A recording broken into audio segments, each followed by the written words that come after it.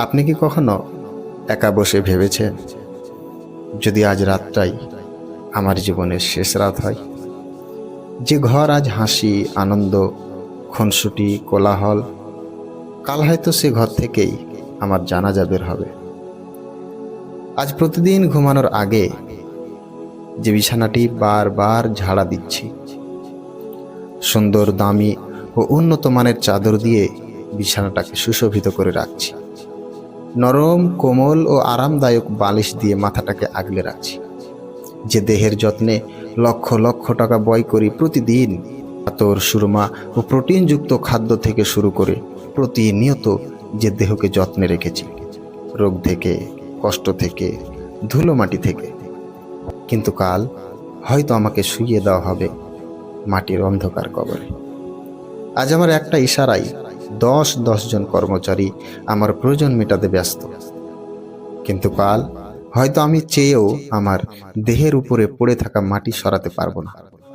সারা জীবন AC রুমে থেকে যে দেহকে গরমের স্পর্শ পেতে দিইনি, কিন্তু কাল হয়তো আমার কবরে একটা ফ্যানেরও ব্যবস্থা করা হবে না। গরমের প্রবণতায় আমার দেহ পচে যাবে, গলে যাবে, কিন্তু আমি চেয়েও হয়তো কিছু করতে পারবো না। সেদিন আমি বড় অসহায় হয়ে যাব, যেদিন আমার অট্টালিকা, টাকা পয়সা, সম্পত্তি, আমার ক্ষমতা, এমনকি আমার আত্মীয়রাও আমার কোনো কাজে আসবে না। কালকে আমি থাকবো না, কিন্তু বাকি সব হয়তো ঠিকই থাকবে। সবাই সবার মতো চলবে, খাবে, আনন্দ করবে, কিন্তু আমি আমার কর্মের প্রতিফল নিয়ে ব্যস্ত থাকব। আজ হাড়ভাঙা পরিশ্রম করে যে অট্টালিকা তৈরি করছি, কাল হয়তো এই অট্টালিকাতেই বিশ্রাম করার মতো সময়টুকু আর পাবো না। আমার পরিশ্রম মাখানো এই একটি ইট ও ছাদের নিচে আনন্দ উল্লাস করবে অন্যরা, আর আমি আমার হিসাব নিয়ে ব্যস্ত থাকব। হ্যাঁ বন্ধু, এ দুনিয়া আমাদের স্থায়ী ঠিকানা নয়। আমরা সবাই একজন মুসাফির, কেউ আগে, কেউ পরে, কিন্তু যেতে হবে এটা নিশ্চিত। কিন্তু প্রশ্ন হলো, আমরা কি প্রস্তুত?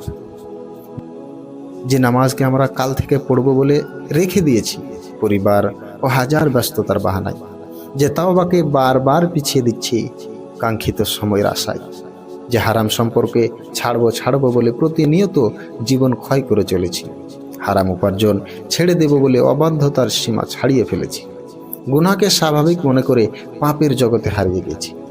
মৃত্যু কি আমাদের সে সময়টুকু দেবে? মনে রাখুন, কবরে টাকা যাবে না, পদমর্যাদা যাবে না, ফলোয়ার যাবে না, যাবে শুধু আপনার আমল। আল্লাহ তাআলা বলেন, প্রত্যেক প্রাণীকেই মৃত্যু আস্বাদ গ্রহণ করতে হবে। সূরা ইমরান আয়াত নম্বর 185। রাসূলুল্লাহ সাল্লাল্লাহু আলাইহি ওয়াসাল্লাম বলেছেন, আনন্দ উল্লাস ধ্বংসকারী বিষয়, মৃত্যুকে বেশি বেশি স্মরণ করো। আজও যদি আপনি আল্লাহর দিকে ফিরে আসেন, আন্তরিকতার সাথে তওবা করেন, আল্লাহর রহমতের দরজা খোলা আছে। কিন্তু মৃত্যু এসে সে দরজা বন্ধ করে দিলে অশ্রু ঝরানো ছাড়ার কোনো পথ থাকবে না। কারণ নবীজি বলেছেন, কিয়ামতের দিন জাহান্নামীরা এত কাঁদবে যে তারা তাদের চোখের অশ্রুতেই হাবুডুবু খাবে, কিন্তু সে অশ্রু তাদের কোনো কাজে আসবে না। তাই আজ থেকেই শুরু করুন, 5 ওয়াক্ত নামাজ কায়েম করুন, কোরআন পড়ুন, বুঝে আমল করুন, হারাম কাজ থেকে দূরে থাকুন, মানুষের হক আদায় করুন, বেশি বেশি ইস্তিগফার করুন। হয়তো এই ভিডিওটাই আপনার জন্য আল্লাহর পক্ষ থেকে একটি স্মরণ করিয়ে দেওয়া।